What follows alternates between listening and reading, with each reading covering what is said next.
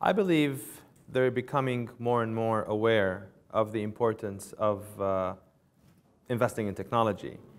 You're seeing more and more CIOs being requested to come to the board meetings and ensure that they explain to them how technology can impact growth, how technology can impact cost reduction, and how technology can impact productivity.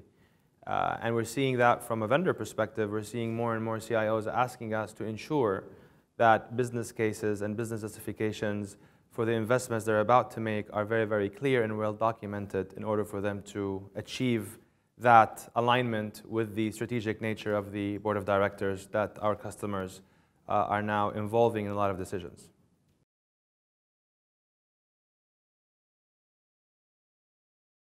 Everybody needs to drive change in the business.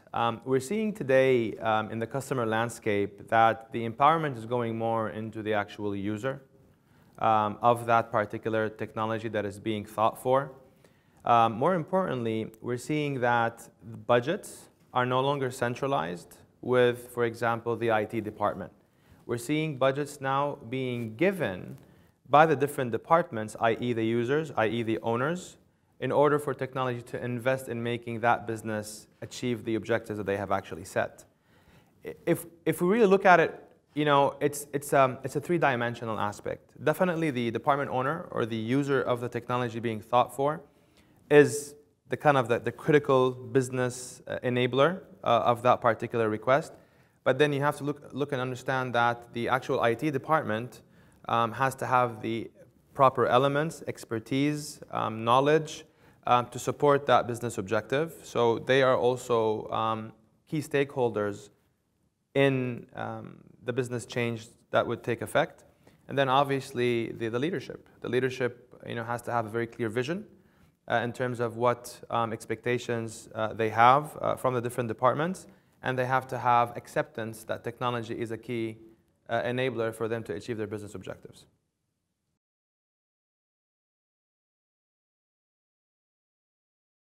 You know, this is from a broader scope. I believe that technologies that provide visibility, analytics, and artificial intelligence for a lot of automation to take place, I think this is going to impact the landscape of how businesses think about their IT investments.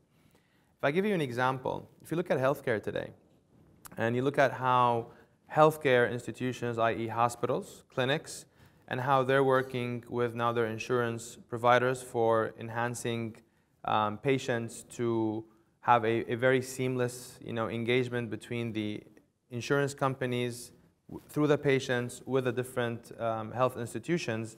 There's a lot of aspects now about automation in terms of you know, putting records of patients in the cloud, everything about the patient so that people don't waste time of diagnosis. Everything is happening in the cloud in a big data perspective of having all the right analytics so that the patient, as he goes into those clinics, everything is pretty much processed. Predictive measures are there, recommendations are set so that the doctor can actually be able to have a very quick yet very reliable you know, conversation with that actual patient, while the insurance companies today don't need to have long sales cycles or long processing cycles in terms of them processing the requests of patients for certain medical procedures. Today we take on an average, a medical process would probably take around 3 hours to sometimes a few days to get an approval processed. But artificial intelligence and big data analytics and the whole automation now will allow patients to not have to have this very long waiting cycle, and it will create a synchronization between healthcare and the insurance companies. So healthcare, I think, will be the best beneficial out of that. Then we look at, you know, other institutions like the oil and gas. So obviously, you know, if we look at you know, the very high pressure on oil price, there has to be a change in terms of how investments are being thought through. And you know, again, automation, consolidation, virtualization, that industry will need to rethink of the IT landscape in order for them to be ready for the massive and disruptive changes that they're looking into.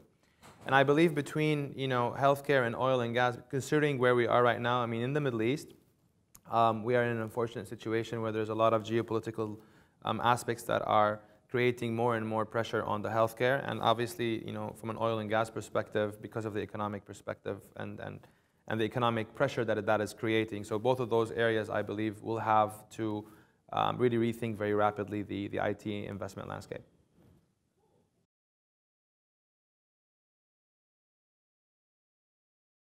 So the role of the CIO now is becoming more and more entrenched into business and financial metrics, more so than just what projects that need to be executed in terms of the different IT budgets that he's granted. Now it has to actually be very much aligned to specific business metrics and very, very critical financial metrics, whether it's cost savings, whether it's more on the OPEX side and reducing the amount of CAPEX that he needs to leverage in order for him to do his IT investments.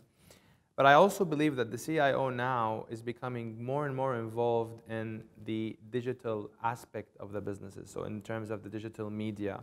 So I'm personally seeing, when we're discussing matters with CIOs, marketing CMOs are becoming a very vital part of that conversation. So there's a merge happening there where CIOs and chief marketing officers now are kind of almost being in the same meeting, because a lot of the digital platforms now are being thought through the marketing organizations within these institutions.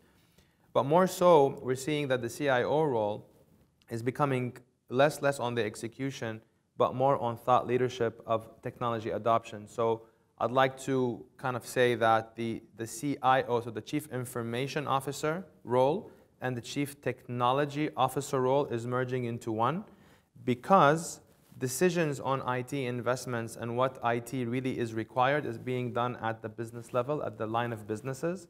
Therefore, the CTO now becomes more of an advisor to the business in ensuring that those line of businesses have the right options for them to achieve their business requirements. Now, if I look at the merge between the marketing and the media into the technology world, because everything now is looking at the social media platform, and how the CIO is being elevated to have more thought leadership in terms of how technology can enhance line of business requirements, I see that shift in the CIO role. So no longer are we going to expect that the CIOs will talk to us about speeds and feeds and features of products. CIOs now will expect from anybody who's going to come and talk to him or her about how technology can impact business and how technology can evolve their business through the different new trends that are out there in the market. And it has to be about strategy and adoption versus speeds and feeds of what we have seen in the past. So it's becoming a more and more vital role in terms of how strategy is being set as companies grow and achieve their future plans.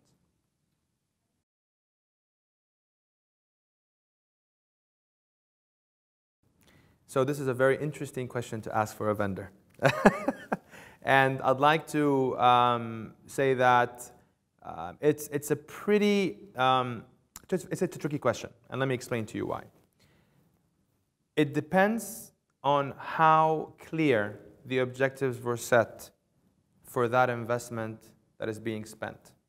So what I'm trying to say is, if the alignment between the organizations, the end user organizations, and their suppliers and vendors, they have a very clear strategy, clear vision, clear expectations, objectives that are 100% aligned on what this investment is going to be giving them as an output, then I believe that the answer would be absolutely yes. Because with the proper alignment, then there's no doubt that the return on investment will be there. What we see usually happening, especially in the emerging markets, where requirements are very dynamic, complexity is also very volatile. So today, you come into a situation where a solution is required for a specific set of complexity. But because of the ever so changing dynamics that are happening both from a geo and political perspective, those situations become more complex, yet not the vendors and the solution that is being set is not agile enough to actually achieve the changed requirements. Therefore, sometimes the investment may be a little bit short in terms of achieving the investment because of the dynamics that have actually changed. So there, in order for us not to go into that situation where the customer investment is not properly leveraged and not maximized on the return on investment, this is where the relationship between the vendors and the end users must be very strategic, to the point where there has to be a common understanding or some sort of a partnership agreement between customers and vendors that cater that if any changes do happen, then the vendors and the customers can actually be elastically involved in making sure that we can react very quickly without having a burden on the financial and economic value that was initially set for the initial project that actually that has been set. And I believe that what we lack in the region is that that strategic type of agreements between vendors and end users are not as many as they should.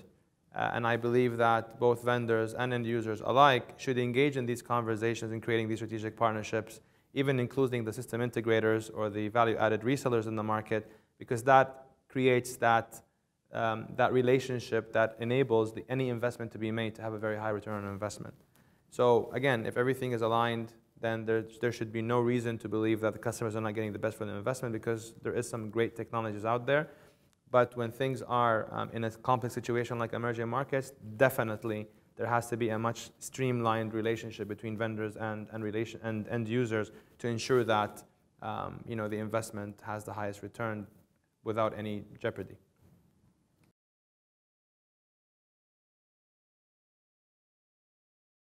No doubt. No doubt it is.